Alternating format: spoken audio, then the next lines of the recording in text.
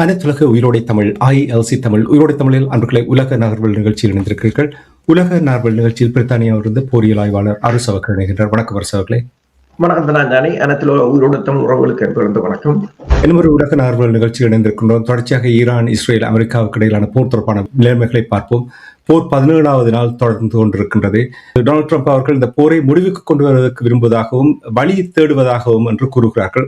அதே நேரத்தில் ஈரான் இதை விட்டுக் கொடுப்பதற்கு தயாராக இல்லாமல் இருக்கின்ற ஒரு நிலைமை இப்பொழுது காணப்படுகிறது. இந்த விடயங்களை நாங்கள் விரிவாக பார்ப்பதற்கு முன்னதாக கள நிலை எவ்வாறு இருக்கின்றது என்று கூறுவீர்களா? கள நிலைமையை பொறுத்தவரையில் நாளுக்கு நாள் நிலைமை மேலும் மேலும் மோசமாகிக் கொண்டுதான் வருகின்றது.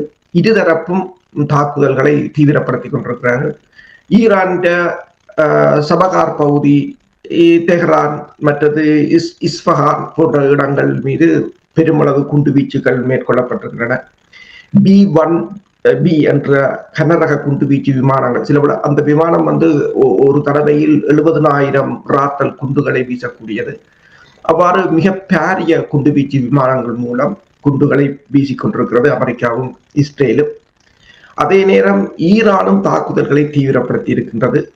ஈரான் நேற்று இரவு ஐக்கிய அரபு எமிரேட்ஸ் UAE ஹேமா ஏரியாவை தாக்கி இருக்கின்றது.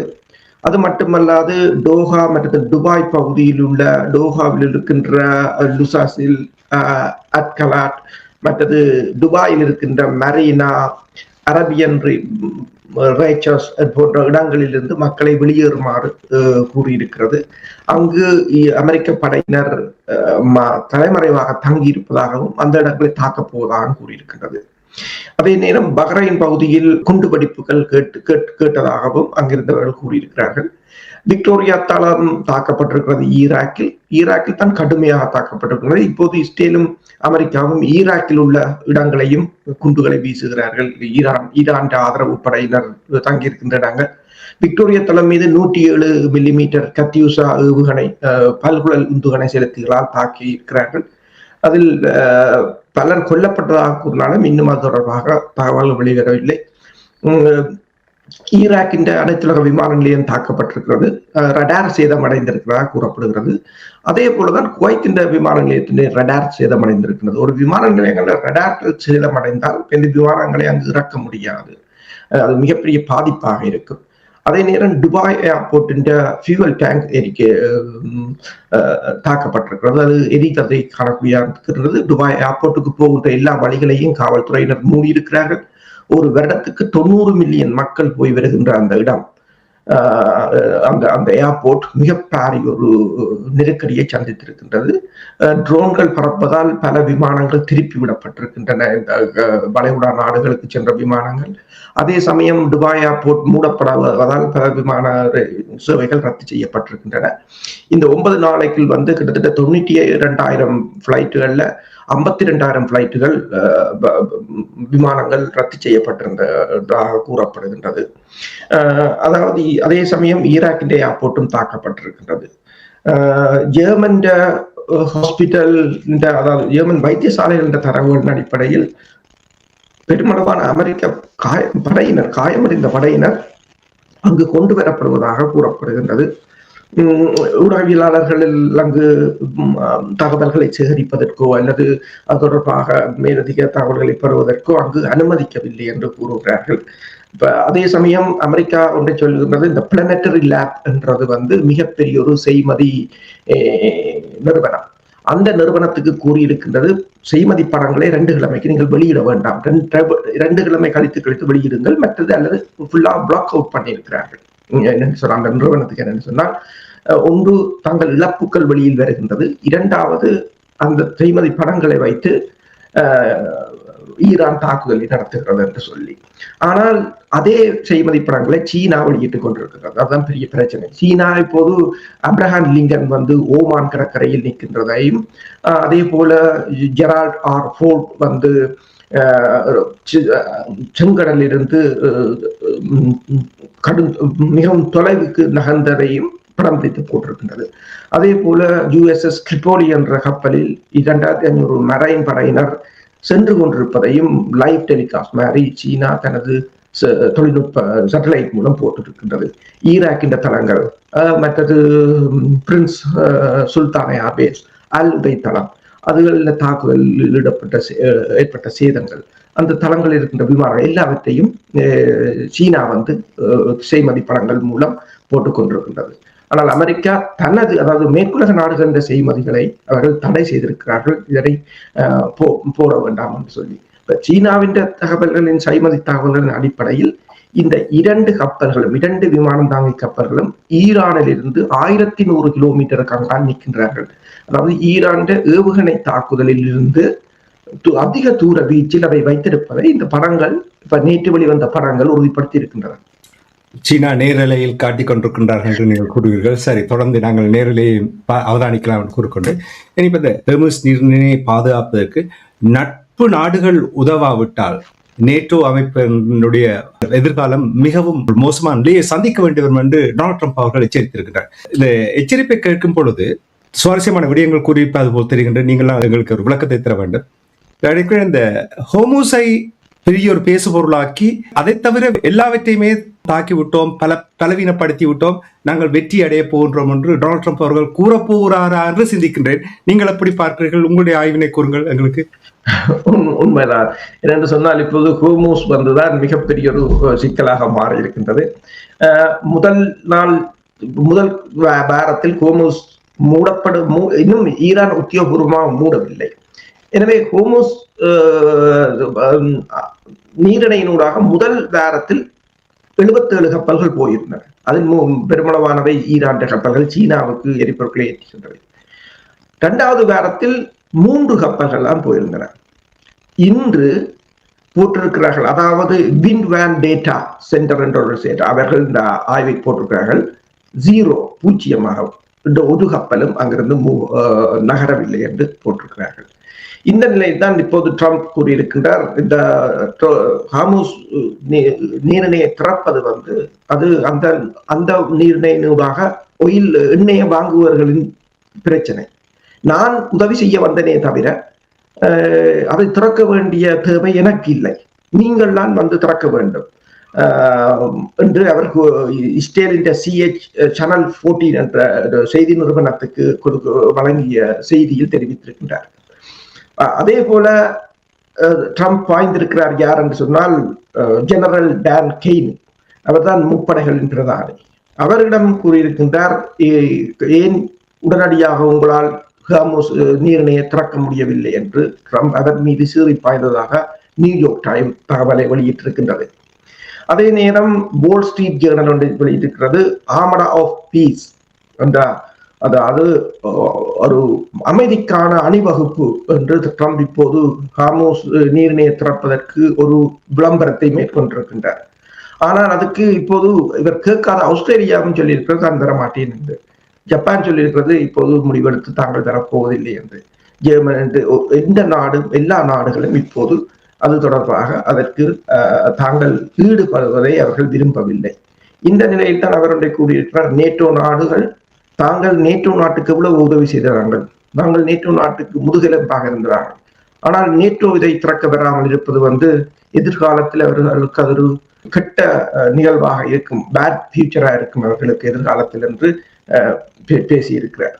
பிரச்சனை என்னவென்று சொன்னால், இந்த ஹார்முஸ் நீரிணை வந்து இந்த போரின் போக்கியே மாற்றக்கூடிய ஒரு நிலையை ஏற்படுத்தி இருக்கின்றது அமெரிக்காவுக்கும் இஸ்ரேலுக்கும்.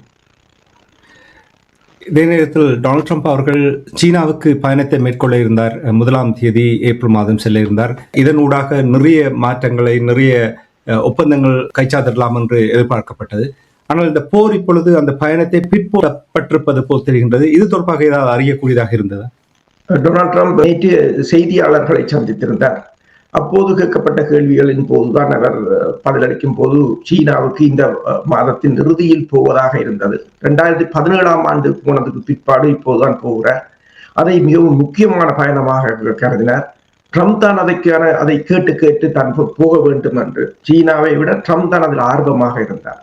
எனவேதான் நாங்கள் இந்த இலக்கு ILC வானொலியில் பேசும்போது நாங்கள் கூறியிருந்தோம், இந்த சீனாவுக்கு போறதுக்கு முதல் அவர் கட்டாயம் இந்த போரை முடிக்க வேண்டும். ஏனென்றால் போர் நடந்து கொண்டிருக்கிற இப்படி ஒரு அமெரிக்காவால் இயல முடியாத ஒரு போரை நடத்தி கொண்டு சீனாவிடம் போய் பேரம் பேச முடியாது.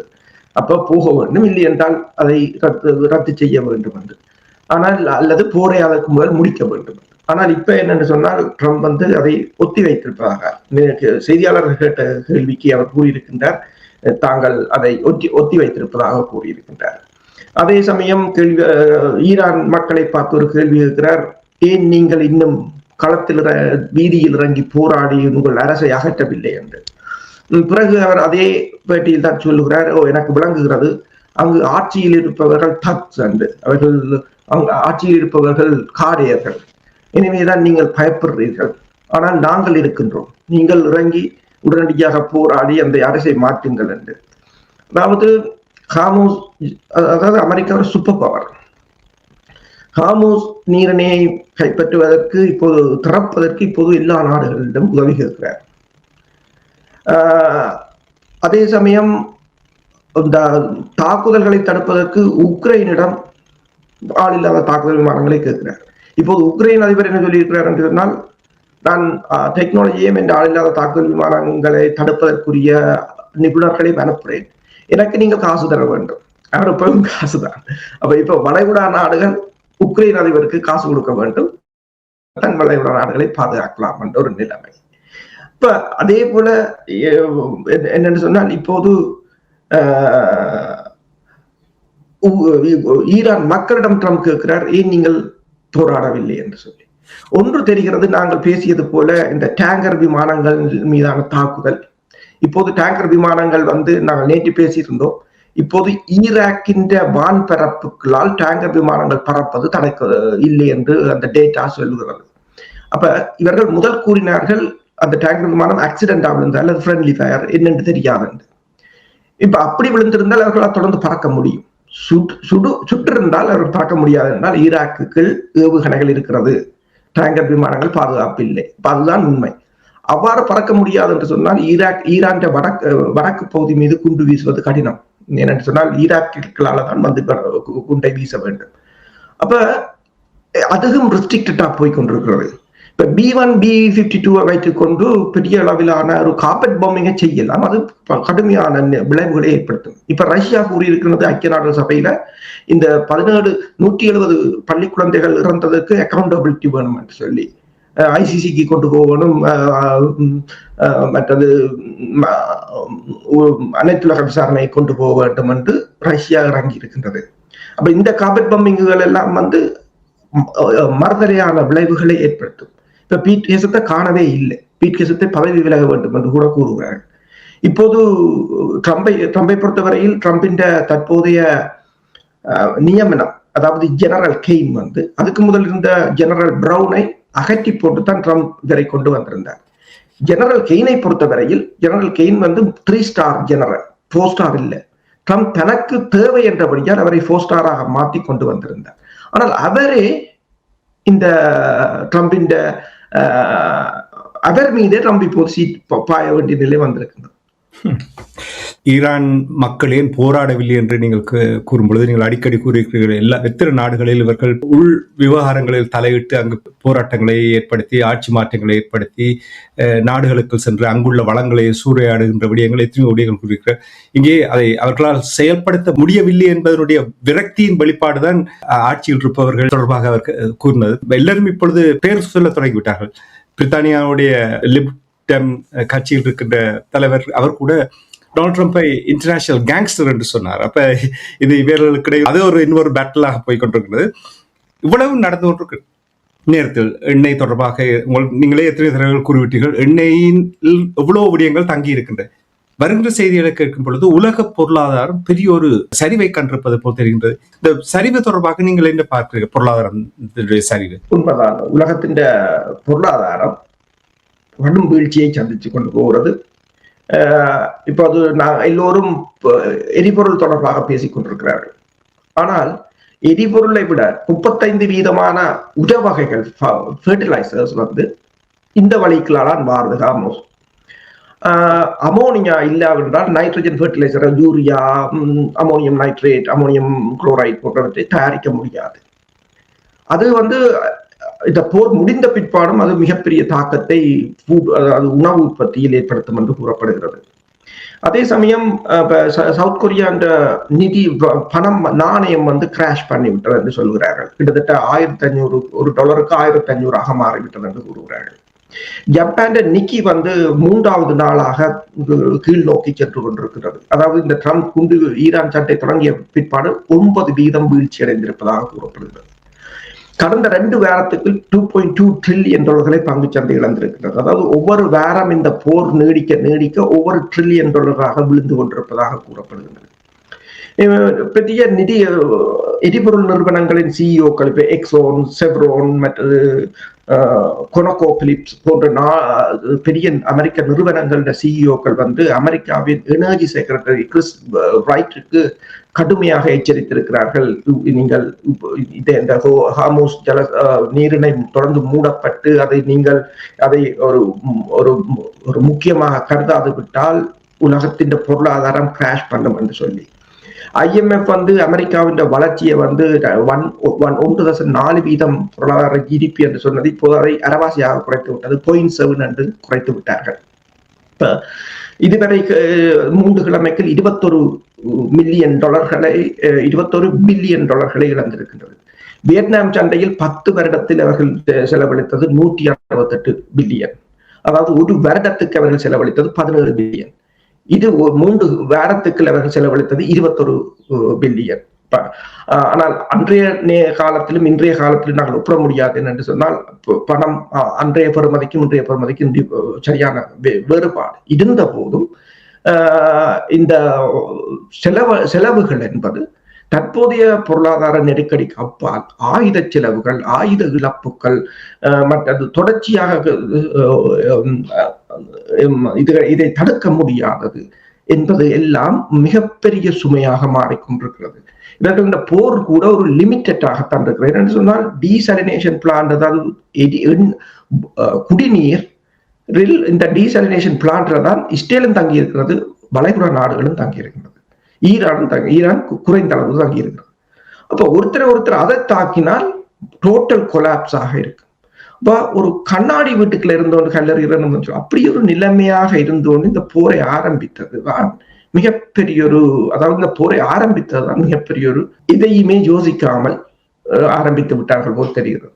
ஆயுத இழப்புகள் தொடர்பாக கூறும் பொழுது சில நாடுகள் தங்களுடைய ஆயுதங்கள் தீர்ந்து விட்டது என்று கூறுகிறார்கள். எந்த நாடுகள் இது தொடர்பாக எச்சரிக்கை விடுத்திருக்கிறார்கள்? பிரித்தானியா இந்த டெய்லி மிரர் கூறியிருக்கின்றது, இஸ்ரேல் கேட்டிருக்கலாம் தங்கள் இன்டர்செப்டர்ஸ் தீர்ந்து போகிற நிலைக்கு வந்து விட்டது, உடனடியாக உதவி செய்ய சொல்லி அமெரிக்காவுடன் கேட்டிருக்கின்றது.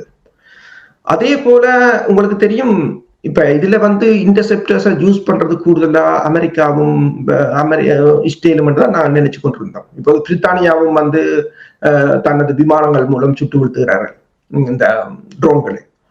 இப்போது பிரான்சும் இதில் இணைந்திருக்கிறது. பிரான்ஸ் சொல்கிறது தன் ரஃபேல் விமானத்துக்குரிய ஏவுகணைகள் முடிந்து விடுற நிலையில் வந்திருக்கிறதாக. அப்ப ஏன் என்று கேட்ட போது பிரான்ஸ் ரஃபேல் விமானங்களின் ஏவுகணைகளையும் பயன்படுத்தி இருக்கிறார்கள் இந்த ஷாஹீட் 136 ரக விமானங்களை சுட்டு வீழ்த்துவதற்கு. இப்ப பிரான்ஸ் ஐரோப்பாவின்றையும் தீர்ந்து போகிற நிலைக்கு வந்திருக்கின்றது. அதே போல ஏவுகணைகளுக்குரிய ரடார்கள், பேட்ரியாட் ஏவுகணைகள், அதுக்குரிய ரடார்கள் எல்லாம் தீர்ந்து போற ஒரு நிலையாகத்தான் இருக்கின்றது. இப்போது வான்படை தளங்களின் ரடார்கள், அதாவது பொதுமக்களின் தான் வானூர்தி நிலையங்களின் ரடார்களும் தாக்கப்பட்டிருக்கின்றன. புதிதாக கொண்டிறக்கப்பட்ட ரடார்களும் தாக்கப்பட்டிருக்கின்றன. டாப் சிஸ்டமாக இருக்கலாம், பேட்ரியாட் சிஸ்டமாக இருக்கலாம். இப்ப நீங்கள் பாத்தீங்கன்னு சொன்னா பக்தாத்ல இருக்கிற அமெரிக்க தளத்தின் ரடார் நேற்று தாக்கப்பட்டிருக்கின்றது. அதே போல பக்தாத்தில் இருக்கின்ற அமெரிக்க தூதரகம் தாக்கப்பட்டிருக்கின்றது. இப்ப போற போக்குல பார்க்க போனால் இப்போதைக்கு இவர்களுடைய ஆயுத இருப்பு கடுமையாக குறைந்திருக்கின்றது. அமெரிக்கா உடனடியாக இப்போது காங்கிரசிடம் கேட்டிருக்கிறது ஒரு $50 பில்லியன் ஒதுக்க சொல்லி அவசரமாக இந்த ஆயுத கம்பெனிகளுக்கு கொடுத்து அவசரமாக ஆயுதங்களை உற்பத்தி செய்வதற்கு கொடுக்க வேண்டும் என்று. இனி அமெரிக்காவுடைய முப்படைகளின் பிரதானியுடைய ஆய்வு அறிக்கை தொடர்பாக நீங்கள் அப்பொழுதே சுட்டிக்காட்டியிருந்தீர்கள். டொனால்ட் ட்ரம்ப் அவர்கள் இதை உதாசீனப்படுத்தி தான் இந்த போருக்கு போனார் என்று. அது இப்பொழுது அவர்கள் தொடர்ச்சியாக எச்சரிக்கையை விடுத்திருக்கிறார்கள் போல் தெரிகின்றது. என்ன எச்சரிக்கை என்று கூறுவீர்களா? நியூயார்க் டைம்ஸ் ஒன்றை போட்டிருக்கிறது என்று சொன்னால், அமெரிக்காவின் முப்படைகளின் தளபதியான ஜெனரல் டான் கெய்ன் இந்த தாக்குதலை ஆரம்பத்தில் இருந்தே அவர் எதிர்த்து கொண்டு வந்தவர் என்று சொல்லியும், இந்த தாக்குதலை வெற்றிகரமாக நடத்த முடியாது என்று சொல்லியும் எதிர்த்து கொண்டு வந்தவராகவும், ஆனால் இஸ்ரேலிய பிரதமர் பெஞ்சமின் நெத்தனியாகவும் அமெரிக்க அதிபர் டொனால்ட் ட்ரம்பும் அதை உதாசீனம் செய்ததாகவும் உங்களுக்கு தெரியும். நான் இப்ப முதல் கூறியிருந்தேன், இந்த ஜெனரல் கெய்னை அமெரிக்க அதிபர் தனது பர்சனல் இன்ட்ரெஸ்ட்ல தான் கொண்டு வந்தவர். அதுக்கு முன்னுக்கு இருந்த ஜெனரல் பிரவுனை பதவி நீக்கம் செய்துவிட்டு, இவர் ஒரு 4 ஸ்டார் ஜெனரல் இல்லை என்றாலும் அவரை 3 ஸ்டார்ல இருந்து 4 ஸ்டாராக மாற்றி கொண்டு வந்தவர். தாங்கள் அதாவது இராணுவத்தின் முடிவுகளை மீறி அரசியல் முடிவுகளை கொண்டு வருவதற்கு. ஆனால் அது எவ்வளவு பிழையானது என்பதை இப்போது அவர்கள் இந்த சிக்கப்பட்டிருக்கிறார்கள் இந்த தற்போதைய இந்த ஈரான் சண்டையில். இப்போது ஈரான் சண்டையில் என்ன செய்வதென்றதுதான் இவர்களுக்கு பெரிய மிகப்பெரிய ஒரு பிரச்சனையாக இருக்கின்றது. 2500 மரைன் படையினரை கொண்டு வருகிறார்கள் என்கிறார்கள். ஆனால் அதை வைத்துக் கொண்டு எதுவும் செய்ய முடியாது என்று கூறுகிறார்கள். இஸ்ரேலிய படையினர் கூறுகிறார்கள் கிட்டத்தட்ட 70% ஈரான் ஏவுகணைகளை அழித்து விட்டதாக கூறுகிறார்கள். ஆனால் தொடர்ச்சியாக ஈரான் ஏவுகணைகள் வீழ்ந்து படித்துக் கொண்டிருக்கின்றன. தொடர்ச்சியாக அவர்கள்ட்ட போரிடும் திறன், அவர்கள படை பலம் எல்லாம் அப்படியேதான் இருக்கின்றன. பெருமளவில் அளிக்கப்படவில்லை. பொதுமக்கள் தான் கிட்டத்தட்ட 1500 பேர் இறந்திருக்கிறார்கள். அப்ப இந்த நிலையில் இந்த 2500 படையினரை கொண்டு கூட எதுவும் செய்ய முடியும். ஆனால் இந்த ஜெனரல் கெய்ன் முடிவுகள் அல்லது இராணுவ வியூகங்களை வகுப்பவர்களின் முடிவுகளை எல்லாம் மாற்றி அமைப்பதற்காக அழுத்தங்கள் போடப்படுகின்றன. இப்ப உங்களுக்கு தெரியும் இதே நியூயார்க் டைம்ஸ் தான் போட்டிருந்தது. கெய்னை கூப்பிட்டு அவர் மீது பாய்ந்திருக்கிறார் என்று சொன்னால், நீங்களே இவ்வளவு நாள் எடுக்கிறது ஹார்முஸை திறப்பதற்கு? அது இந்த கள நிலைமை தெரியாது, அது இந்த போர்க்களத்தின் வியூகம் தெரியாது, அது எவ்வளவு பிரச்சனைக்குரியது என்றது தெரியாது, அதனால் எவ்வளவு பாதிப்பு வரும் என்றது ஒன்றையும் யோசிக்காமல் ஏதோ கடையை திறக்கிற மாதிரியே இதை திறக்கவில்லை அதை திறக்கவில்லை என்றால் அதில் களத்தில் நிற்பவர்களுக்கு தான் தெரியும். அது எதிரின்ற பலம் பலவீனம் ஏசிமெட்ரிக் வார்ஃபேர் என்று அவங்க இறங்கிட்டார். இப்ப எல்லாம் ஆளில்லாத தாக்குதல் விமானங்கள், அது எல்லா நாடுகளும் சரியாக சபை பண்ணுகின்றது. இப்போது சரி, இதுக்குள்ள ஒரு காமூஸ் நீரிணைக்கில் மிகப்பெரிய ஒரு சண்டை ஆரம்பித்தால் ஈரான் எல்லா வளைகுடா நாடுகளையும் தாக்க வலித்தால் நிலைமை இன்னும் மோசமாகிவிடும் என்பது கூட அவர்களுக்கு புரிய முடியாமல் இருக்கின்றது. ஹோர்முஸ் நீரிணை தொடர்பாக கூறப்படுது, அமெரிக்கா இப்பொழுது சீனாவினுடைய உதவியினூடாக அதை திறப்பதற்கான ஒரு வியூகம் வகுப்பது போல் தெரிகின்றது. இது பேக்ஃபயர் பண்ணும் என்று கூட சிந்திக்க தோன்றுகிறது. என்னன்னு சொன்னால், நீங்கள் கூறினீர்கள் அமெரிக்கா அது அங்கிருந்து எங்களுக்கு எண்ணெய் வருவதில்லை என்று சொன்னால், அவர்கள் டாலர்ஸில் வாங்காமல் யுவானில் வாங்குவார்களாக இருந்தால் இது என்ன தாக்கத்தை ஏற்படுத்தும்? உண்மைதான். அமெரிக்காவின் ஓய்வு பெற்ற ஜெனரல், ஓய்வு பெற்ற லெப்டினன்ட் கர்னல் தர அதிகாரி டெவைஸ் ஒன்றை கூறியிருக்கின்றார். என்னென்று சொன்னால், அதாவது CNN ஒரு தகவல் வெளிவந்திருந்தது. ஈரான் இந்த ஹார்முஸ் நீரிணையினூடாக செல்கின்ற கப்பல்கள் யுவானில் பணத்தை செலுத்தி இருந்தால் அதை அனுமதிக்கப் போவதாக கூறியிருக்கிறார். இப்போது நீங்கள் பார்த்தீர்கள் என்று சொன்னால், ஈரான் கப்பல் போய்கொண்டுதான் இருக்கிறது சீனாவுக்கு. அதற்குடாக எண்ணெய் வர்த்தகம் ஈரான் மேற்கொண்டு கொண்டுதான் இருக்கின்றது. அதாவது முதலாவது வாரத்தில் ஈரான் ஏற்றுமதி, எண்ணெய் ஏற்றுமதி, இந்த காக் தீவுகள் எண்ணெய் ஏற்றுமதி கடுமையாக அதிகரித்திருந்ததாக போட்டிருக்கிறது. அது முழுக்க சீனாவுக்கு தான் 19 மில்லியன் பேரல்கள் என்றார்கள், 21 மில்லியன் பேரல்கள் என்றார்கள். இப்ப அவர் கூறியிருக்கின்றார், இந்த CNN கருத்தின்படி, CNN போட்டிருக்கிறது, யுவானில் காசை கட்டினால் அனுமதிப்பார்கள். யுவானில் காசை கட்டினால் என்று சொன்னால், அமெரிக்கா 1974ஆம் ஆண்டு போடப்பட்ட பெட்ரோ டாலர் ஒப்பந்தம் கிராஷ் பண்ணும். அது முடிவுக்கு வரும். பெட்ரோ டாலர் ஒப்பந்தத்தை முறிக்கிற ஒரு திட்டம் பின்னுக்கு இருப்பது போல் தெரிகிறது. அப்ப பெட்ரோல் டாலர் ஒப்பந்தம் நிலைமை அது ஏற்கனவே காலாவதியாகிவிட்டது. ஆனால் அதை முற்றாக இல்லாது செய்தால் டாலர் என்ற வீழ்ச்சி அதுக்கு பிறகு ஃப்ரீ ஃபால் என்று சொல்ல அப்படியே சரிந்து விடும், கொலாப்ஸ் ஆகிவிடும். இதை எந்த விலை கொடுத்தும் அமெரிக்கா தடுக்கத்தான் முற்படும். ஏனென்று சொன்னால் இவ்வாறான ஒரு நிலைமை ஏற்படுத்த முடியாது. இப்ப அமெரிக்கா இந்த ஹார்மூஸ் நீரிணையை சுற்றிப்பட்டு போய் நிற்பதும் அதுதான். ஏனென்றால் இதில் அமெரிக்கா தோத்தால் நாளைக்கு யுவானில் பே பண்ண தொடங்கினால் அதுக்கு பிறகு டாலரை காப்பாற்ற முடியாது. என்ன விலை கொடுத்தென்றாலும் அமெரிக்கா இதை தடுப்பதற்கு முற்படும். எனவே அவர் கூறுகிறார், இந்த போர் கல்ஃப் கண்ட்ரிஸ் வளைகுடா நாடுகளுக்கு அப்பால் விரிவடையக்கூடிய சாத்தியங்களும் இருப்பதாக. இந்த நிலையில் தான் இப்போது சீனாவின் வான்படை கப்பல்களும் விமானங்களும் தாய்வானை சுற்றி தாய்வானுக்கு அண்மையாக நகர்த்தப்பட்டுள்ளதாக தெரிவிக்கப்படுகிறது. இது அமெரிக்காவின் இந்தோ பசிபிக் கமாண்டுக்கு அடுத்த ஒரு பிரச்சனையாக மாறப்போகின்றது. அவ்வாறு ஒரு நிலைமை இந்த யுவானில் வாங்குகின்ற நிலைமை ஏற்பட்டால் ஆட்டம் முடிந்துவிடும். ஏனென்றால் இதற்காகத்தான் உலகம் பூரா நடத்துவது காரணம் என்ன? டாலர்ஸை பாதுகாப்பதற்கும் வளங்களை சுரண்டுவது, குறிப்பாக எண்ணெயை சுரண்டுவதற்கு. இது இல்லை என்று சொன்னால் முடிந்து விட்டது. சரி, இத்தோடு நாங்கள் நிகழ்ச்சியை நிறைவு சுருக்கமாக தெற்கு லெபனானில் வரையறுக்கப்பட்ட தரவழி நடவடிக்கை தொடங்கியுள்ளதாக இப்பொழுது இஸ்ரேல் கூறியிருக்கிறதாக செய்திகள் வந்திருக்கிறது. இரவு நாங்கள் உங்களோடு உரையாடும் பொழுது அது தொடர்பான மேலதிக தகவல்கள் இருந்தால் கொண்டு வரலாம் என்று கூறிக்கொண்டு தகவல்களை அவதானித்து உயிரோடை தமிழ் உறவுகளுக்கு எடுத்ததற்காக உயிரோடை தமிழ் அன்பர்கள் சார்பாக நன்றி கூறிக்கொண்டு மீண்டும் இன்னும் ஒரு நிகழ்ச்சி இணைந்திருப்போம். அதற்கு நன்றி, வணக்கம். அரசர்களே நன்றி, வணக்கம். எமது பார்வையாளர்களுக்கு வணக்கம். மக்களின் குரலாய் ஓங்கி ஒலிக்கும் இலக்கு மின்னிதழ் மற்றும் உயிரோடை தமிழ் வானொலி ஆகிய இவ்விரு ஊடகங்களும் உங்களைப் போன்ற எமது நேயர்கள் நண்பர்களின் ஆதரவிலேயே இயங்கி வருகின்றன. மிக குறைந்த வளங்களுடன் பல இடர்கள் மற்றும் தடைகளை தாண்டி பயணிக்கும் எமது ஊடகங்களின் பணிகள் மேலும் வளர உங்களால் முடிந்த நிதியுதவியை வழங்கி இன்னும் காத்திரமான செயற்பாடுகளை முன்னெடுக்க உதவுமாறு மிகவும் பணிவன்புடன் வேண்டி நிற்கின்றோம். உங்கள் பங்களிப்பு உங்களின் உரிமை குரலாய் ஓங்கி ஒலிக்கும். நன்றி.